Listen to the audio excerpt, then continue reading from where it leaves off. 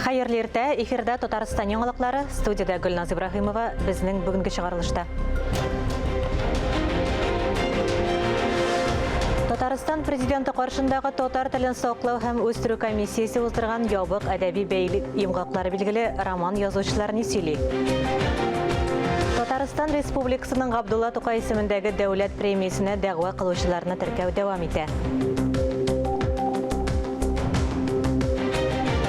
Татарстан телерадио компаниясының әйдәп баручы журналисты Дания Гайнетдинованың шәхси күргәзмәсе ачылды. Гомер бәйрәмен ул нинди төсләрдә күрә?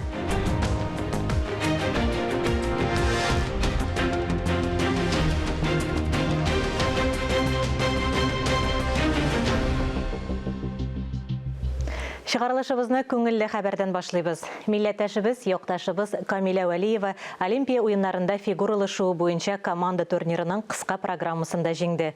Бу уңайдан Татарстан президенты Рөстәм Миңнеханов Камила Вәлиеваны җиңү белән котлады. Президент билгеләп үткәнчә, Вәлиева куелган барлык бурычларны яхшы үтәде һәм хатын-кызлар төркемендә дүртле сикерүне башкарган беренче спортчы булды.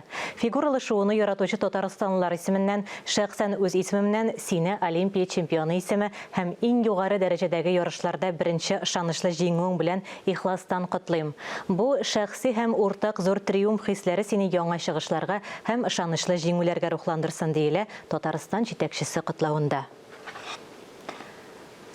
Татар әдәбияты бер юлы 5 романга байыды. Татарстан президенты каршындагы татар телен саклау һәм үстерү мәсьәләләре комиссиясе уздырган ябык әдәби бәйге йомгаклары тулысынча билгеле.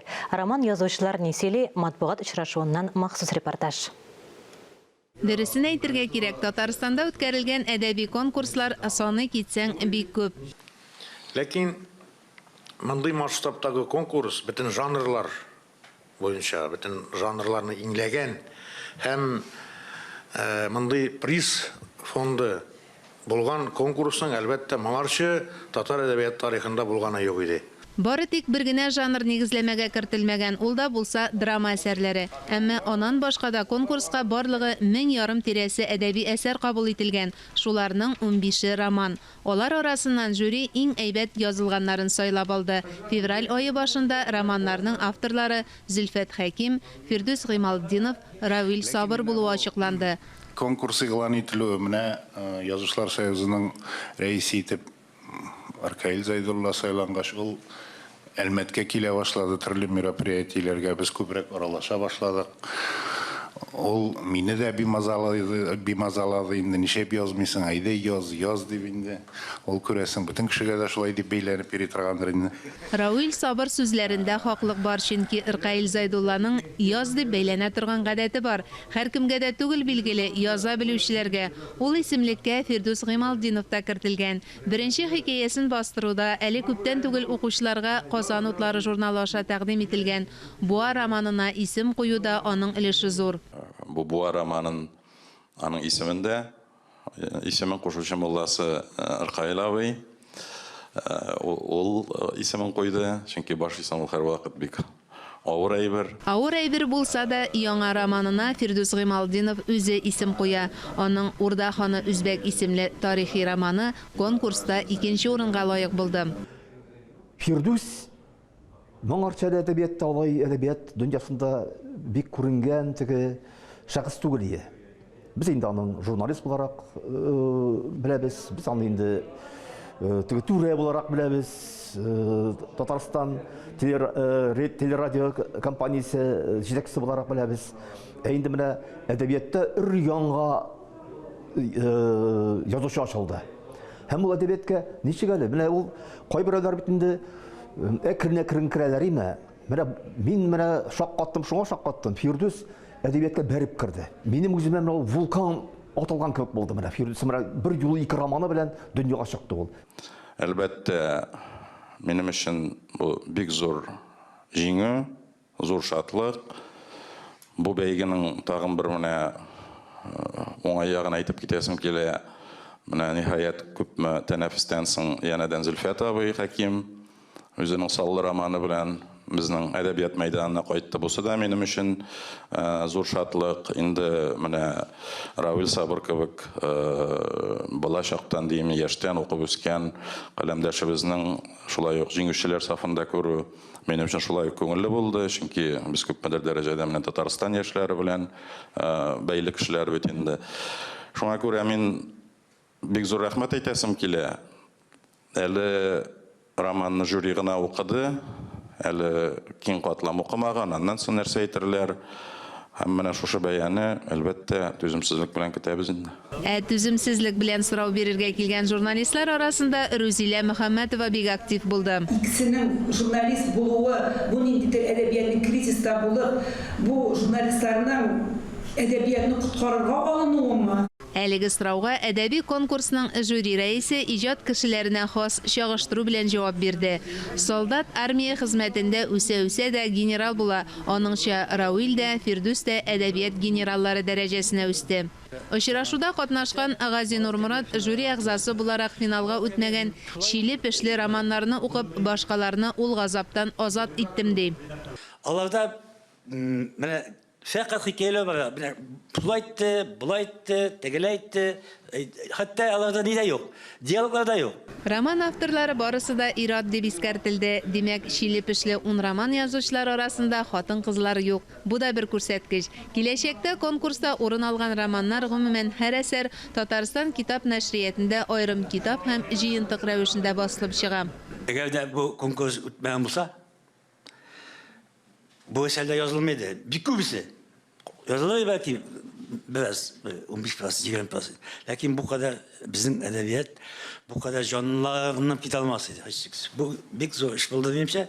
Yani edebiyatta şunda iktibar hükümet tarafından. Татарстан президенты Рөстәм Миңнеханов ярдәмендә үткәрелгән әлеге конкурс ел сайын булмаса да киләчәктә дә дәвам итәчәк.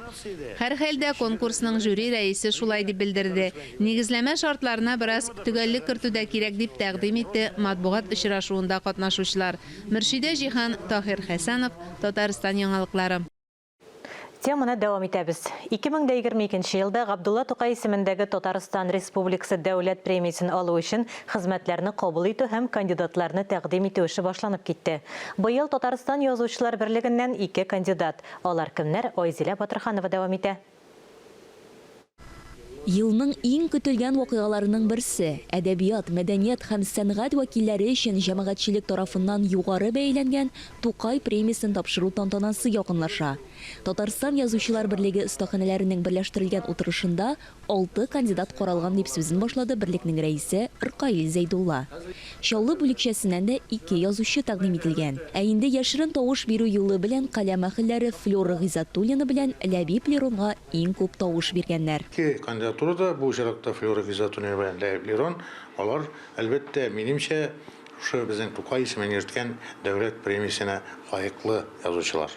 Onların icatları bir kızıklı, hem bugünkü edebi proseste onların icatı bizim şu edebiyatta yüz yankıraşını algan, yüzünün okuşlarını tapkan eserler, icat. Көрәшчел характерларга бай шигърият үрнәген Флора Гыйзатуллина күрсәтте. Ул милләтебезнең фаҗигале язмышын, аның ирек өчен көрәшен, соңгы 20 ел эчендәге үзгәреш яңарышны тасвирлаган «Яну дәврендә» дигән роман трилогиясе өчен 2014 елда кандидатлар исемлегендә булган. Мин Флораны каршында үзебезнең иратларында ят бераз ят сынамда теге Яланда дөресен әйткәндә 90-га җиткергән без бирмичә шуны премияны. Анда ничә мәртәбә куелып, ничә мәртәбә читкә тибәреп, шулай итеп гомер узган да биткән. Менә ул хатаны театрга вакыт дип саныйм. Флора апа мисалында Тукай премиясын алу хезмәтеңә бәя бирү итеп кабул ителсә, шагыйрь, язучы, безнең мирас журналының баш мөхәррире Ләбиб Лерон өчен бу премия иҗатка тагын да илһамландыру. Бәйгедә катнашасың икән, анда бинде үзеңне түгел, анда кандидатлар бик күп иде. Шуңа күрә шөбһәләнү, адрак шумлану, шундый хисләр башта булып алды. Үтмәвен ул бит Ашык кына әйтеп булмый аны. Кем җиңер икән, гарантия юк дип әйтегән. Гарантия юк беркемгә дә. Шуңа күрә менә шушындый зур кандидатлар, зур шәхесләр белән бергә катнашып, шуның арасыннан үтү, әлбәттә, миндә инде бер каләмдәшләремә рәхмәт хисләренә бер горурлык хисләре дә уятты. Әлбәттә, ул аның көрәшнең дип әйтегәндә көрәш дип саналса инде бу әле аның коллегия утырышлары да бар, шунда хәл ителәчәк бит инде. Алла бирсә, барысы да яхшы булыр дип үмитләнәм инде. Җыелышта катнашучылар язучылар берлегеннән 2 кандидатны да лауреат итеп булмас микән дигән теләк белдерде. Сорау әлегә ачык кала. Ничек буласын вакыт күрсәтер. Айзилә Батырханова, Ирек Хамидуллин, Татарстан яңалыклары. Ә хәзер башка темаларга күчәбез. Изге Рамазан айы башланырга 2 айдан азрак вакыт калып бара. Аңа әзерлек максатында Казанда Коръән укырга өйрәтү дәресләре башланды. Әлеге курсларны Татарстан мөфтияте һәм Коръән хафизлар әзерләү үзәге оештырды. Коръән дәресләренә 16 яшьтән өлкәнрәк булган 100дән артык кеше язылган. Бу турыда Татарстан Диния нәзарәте хәбәр итте. Укучыларның теләген искә алып, махсус курслар ир-атлар һәм хатын-кызлар өчен кичке вакытта аерым үткәрелә. Оештыручылар хатын-кыз укучыларның күп булуын истә тотып, Апанай мәчете мәдрәсәсендә дә курсларны үткәрә. 8 мәчеттә атнасына 2 тапкыр 2 ай дәвамында гарәп алифбасын, тәҗвид һәм Коръән уку кагыйдәләрен өйрәтәләр. Дәресләрне Коръән хафизлар үзәге белгечләре алып бара. Берникадәр тәнәфестән соң Галимҗан Ибраһимов исемендәге Тел, әдәбият һәм сәнгать институты директоры Ким Миңнуллин белән әңгәмә карыяласыз. Бездән аерылмагыз.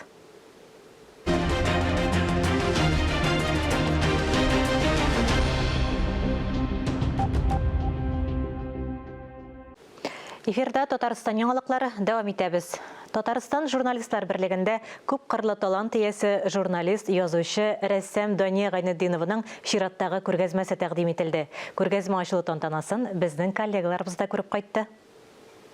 Татарстан телерадио компаниясы хезмәткәрләре өчен әлеге күргәзмәнең ачылуы, менә Казанда чираттагы шәхеснең хезмәтләре күргәзмәсе ачылды диеп кенә түгел, аның авторының безнең коллегабыз булуы ягыннан тагын да кадерлерәк. Дания Захретдин кызы Гайнетдинова озак еллар буена Татарстан радиосының алыштыргысыз хезмәткәре. Шул кадәр матур әйбәт тапшырулар ясый ул. Һәм аны ничек бу сөйләшеп бетерә, ничек ышаналар икән, ничек моны яраталар икән дип тапшыруны тыңлаганда да кызыгып тыңлап торам. Аннар бер карыйсың, Дания менә дигән итеп матур китаплар да чыгара. Дөньяның шибәрлеген шул кадәр матур итеп ясый белергә дә кирәк. Бик матур итеп тапшырулар булса тапшырулар, музыка булса музыка, рәссамнар турында булса рәссамнар турында, балалар турында булса балалар. Шушы күп кырлы талант һәм бик тырыш кеше безнең коллективта шушындый кеше булуына мин шат та һәм без горурланабыз да. Иртән торып күзен ачуга Дания ханым эштә, иҗатта ул таңнан торып редакциягә йөгерә. Монда тапшырулар ясый, балалар өчен, яшүсмерләр өчен аның инде бер атнага 5 тапшыру ясый ул. Бу бик зур күләмле эш. Төне буе иҗатта, көне буе иҗатта, менә шушы иҗат аны сәламәт итә. Шушы бер туктап тормый торган бер хәрәкәт аны һаман яшәтә, алга өнди. Иртәнге 6-ларда безнең бүлмәгә килеп керсәң, инде анда кояш чыккан шикелле, нинди ел фасылы булуга карамастан, Дания апа тәмле чәй ясый. Без инде көне буе шул шифалы чәйләрне эчеп эшлибез дип әйтергә кирәк. Шушындый шәхескә сокланабыз, аннан үрнәк алабыз. Безнең коллективта менә шундый шәхесләрнең эшләве белән без горурланабыз. Ул элек булган, хәзер шулай, киләчәктә дә шулай булыр. Ягъни традицияларны дәвам иттерүчеләр безгә тагын да килер, һәм инде безнең халкыбыз аларның иҗатына горурланып, сокланып карарлар һәм югары бәя бирерләр. Дания Гайнетдинованың күргәзмәләре соңгы 2 дистәгә якын елда төрле исемнәр астында Казанда, Татарстаныбызның районнарында гына түгел, Түбән Новгород, Мәскәү шәһәрләрендә дә куелды. Күп әсәрләре Төмән, Новосибирск, Германия, Финляндия, Төркия илләрендә шәхси күргәзмәләрдә саклана. Ни өчен соң үзешчән дип аталган рәссамның әсәрләренә шуның кадәр игътибарлык бирелә? Бу сорауга җавапны төрле яклап эзләп табып була. Гомумән Дания турында сөйләгәндә, мин аңа шаккатам. Менә нинди булат татар зыялысы, Менә нәкъ шуның үрнәге. Шуннан да мин Данияның моңарчыда күргәннәрен күргәнем бар. Аның өендә дә карап йөргәнем бар. Әмма ләкин бүген иң шакка торганы нык үскән. Ул инде хәзер Дания инде хәзер ул безнең профессиональ дәрәҗәгә җиткән. Мин менә шакланып карап йөрим, хатта да эштән генә уйлап куйдым, мәсәлән, бу мәсьәләне күтәрергә рәссамнар берлегендә аны инде азайтып алырлык дәрәҗәгә үсеп җиткән шын рәссамга әйләнгән. Ул менә диңгез Дания ул. Аның күңел байлыгының шиге юк. Ул менә күкләрне ярата ул. Күкләр аша аның фикерләре әллә кайларга илтеп адаштырган безнең менә күңелне. Аннары соң менә шу күргәзмә турында сөйләгәндә менә карап йөрисең, рәхәт булып китә. Чөнки Дания игътибар итә менә без яраткан каенлы, инешле җирләрне. Ул ярата басу кырында ат ашап кылын белән йөргән. Менә миңа да шулай эши, һәм минем кебекләргә күпләрне эши торгандыр. Аның мотивлары Бундагы рәсемнәргә мин карыйм да әле дә. Исләрем китә. Шул кадәр самимилек, шул кадәр шигърият, төсләрнең шундый гармониясе. Бу автор беркемгә дә буйсынмый. Аның өчен бернинди теге кагылгысыз законнар юк. Ул җил белән бара, дулкын белән бара. Монда инде мин соңрак эшләнгән эшләрне алып килдем беренчедән. Аннан соң инде төрле эчтәлекле булсын дип тырыштым. Үземчә натюрмортта гади табигать күренешләре, бөтен ел фасылларында яратам, табигатьнең бөтен күренешләрен яратам. Иҗатымда шуларны яктыртып каласым килә. Мин күңел биреп эшлим, мин яратып эшлим, мин иҗат дөньясында яшим. Күргәзмәгә килгән һәр кеше үзен нечкә күңелле хатын-кыз карашы аша чагылдырылган гаҗәеп матур табигать дөньясында итеп хис итә. Фәннур Хәсәнов, Тахир Хәсәнов, Искәндәр Гыймалтдинов, Татарстан яңалыклары. Бүген Россиядә фән көне билгеләп үтелә. Аның тарихы Петр I вакытларына барып тоташа. 1724 елның 8 февралендә патша Россия дәүләтендә фәнне үстерү турындагы указны имзалый. Татарстан радиосының иртәнге турыдан тур эфиры илдә фәнне үстерү тарихына, Татарстан фәннәр академиясенә нигез салыну, хәзерге шартларда фәнни эзләнүләрнең нәтиҗәлелеген күтәрү мәсьәләләренә, милли традицияләрне яңартуда фәннең әһәмиятенә багышланды. Галимҗан Ибраһимов исемендәге Тел, әдәбият һәм сәнгать институты директоры Ким Миңнуллин туган телләр һәм халыклар бердәмлеге елында башкарылган эшләргә йомгак ясады. Институт эшчәнлегендәге башка юнәлешләр белән дә таныштырды. Студия кунагы безнең дә берничә сорауга ачыклык кертте. Ким Галимович, хәерле иртә. Татар академик фәненең юл башы кайчанга барып тоташа? Татар академик фәненең юлбашы дип алабыз икән, без инде әлбәттә үзебезнең олы шәхесләребез дәүләтчелек чорыннан ук башлап китү дөрес була торгандыр. Без инде искә алырга тиеш Болгар дәүләте чорын, Алтын Урда, Казан ханлыклары чорларыннан башлап, әлбәттә аның нигезе булмаса, алга таба аның киләчәге дә булмас иде. 19 гасырда бу инде безнең олы шәхесләребезнең шушы безнең академик фәнебезгә нигез сала башлаган кешеләребез, Кайым Насырыйны атарга кирәк, башкаларны, һәм инде без инде аны эзлекле рәвештә, планлы рәвештә дәүләт дәрәҗәсендә башкарылган эш итеп алабыз. 1921 елда революциядан соңгы чорда Татарстанда башка милли республикалардагы кебек үк академ үзәк дигән оешманың барлыкка килүе, фәннәр академиясендә зур чаралар белән әлеге оешманың 100 еллыгын билгеләп узган идек. Без инде аны академик фән дип шул вакыттагы аерым оешмалары булган, олы планнар белән эш итә торган шушы чорны атыйбыз. Инде тагын да яңа чорга бәйлибез икән, без инде аны 1991 елда формалашкан, төзелгән Татарстан Республикасының Фәннәр академиясе һәм инде аның составында булган, içinde булган фәнни оешмаларны атап китәргә кирәк. Безнең Тел, әдәбият, сәнгать институты да әлеге Татарстан Фәннәр академиясының әйдәп баручы оешмаларыннан дип исәплибез. Бүген фән көненә багышлап нинди чаралар, нинди формада үтә? Біздің республикабыз президенті Рүстем Нұрғалиевич ел сайын фән жетеклеуші айрым жетекшілер біле ұшырашу, мына әлі бүгінгі күнде шундай шаралар бара республикада. 8 февральда біз Фәннәр академиясында ел сайын ұлы жиылыш отырышта республика жетекшілерінен уәкиллер білен өзіміздің фәннің бүгінгі тұрышы, келешегі, әменді яш буын білен, кадрлар білен тәмин ету, финанс мүмкінліктері. Мына шушы рәуішлі ел сайын академик фәннің тұрышына бәйлі рәуіште ұлы сөйләшуге шығу ғадәті бар. Біз енді аны шушы күннерден башланған чараны өзіміздің ел гемғақларына бәйлеп алып кетеміз. Алдағы күннерде біздің бик көп чараларыбыз планлаштырылған.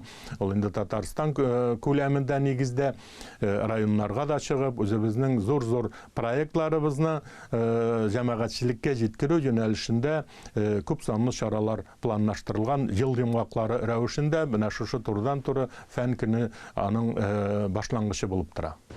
Сіздің институтта узган туган телләр һәм халыклар бердәмлеге елында үткәрелгән чараларны ничек бәяләр идегез? Ел давамында біздің шактый гына матур шаралар узды, олы эшләребез башкарылды. 21 елда институтта 100-дән артык исемдәге китаплар дөньяга чыгарылды. Бұларның бик көбіліші туган телебезгә, гомумән телләргә багышланган китаплар. Ол инде чит төбәкләрдә яшәгән милләттәшләребезнең телгә, гореф-гадәтләргә бәйле булган күп материаллар тупланган. Үзебезнең бик күп сандагы сүзлекләр, төрле монографик хезмәтләр, менә шушы рәвешле безнең инде ул нәтиҗәсе буларак без анда аны барларга җыенабыз. Менә 6 томлык академик басма дөнья күрде, ул инде аңлатмалы сүзлекнең соңгы томы дөньяга чыгарды. Хәзер инде без татар теленең 6 томлык аңлатмалы сүзлеген җәмәгатьчелеккә җиткерү белән шөгыльләнәчәкбез. Бу инде эш нәтиҗәләренең турында сүз алып барганда 8 томлык безнең татар әдәбияты тарихының соңгы томын шулай ук дөньяга чыгардык. Язучылар берлеге белән бергә әлеге 8 томлыкны җәмәгатьчелеккә җиткерү, шул турда сөйләшү безнең планлаштырылган. Ел ахырында гына без Тукайыбызга багышланган 3 томлык 2 телдә башкарылган зур проектны тамамлаган идек. Узган ел бит инде безнең Тукайыбызның 131 еллык юбилейы да булды. Һәм инде әлеге безнең улы проект Тукайга багышланган федераль күләмдә Россия буенча җиңүче проектлар белән җиңүче проектлар булды. Анда зур бүләк рәвешендә безгә тапшырдылар. Шуңа күрә безнең ел җәмгыятьләре узган ел эшләгән эшләребезне җәмәгатьчелеккә җиткерү, аны цифрлаштыру елында быелгысы электрон форматта пропагандалау, берничә безнең шушы февраль айында Татмедиа юнәлешендә безнең пресс-конференциялар планлаштырылган. Шуңа күрә февраль айы безнең инде фән көненнән башлап ай ахырына кадәр монда әле безнең халыкара туган телләр көне 21 февраль. Менә булар бөтенесе дә безнең ел җәмгыятьләренең төрле форматтагы чаралар белән узуы планлаштырыла. Ким Галимович, эштәлекле әңгәмәгез өчен зур рәхмәт. Сез Галимҗан Ибраһимов исемендәге Тел, әдәбият һәм сәнгать институты директоры Ким Миңнуллин белән әңгәмә карадыгыз. Әлеге сәгатькә шундый яңалыклар иде. Берничә минуттан эфирыбызны Хәерле көн Татарстан тапшыруы дәвам итә. Ә без яңалыклар иҗат төркеме сезнең белән саубуллашабыз. Ковид вирусына каршы прививка ясатуны кичектермәгез, үзегезне һәм якыннарыгызны саклагыз. Сау-сәламәт булыгыз.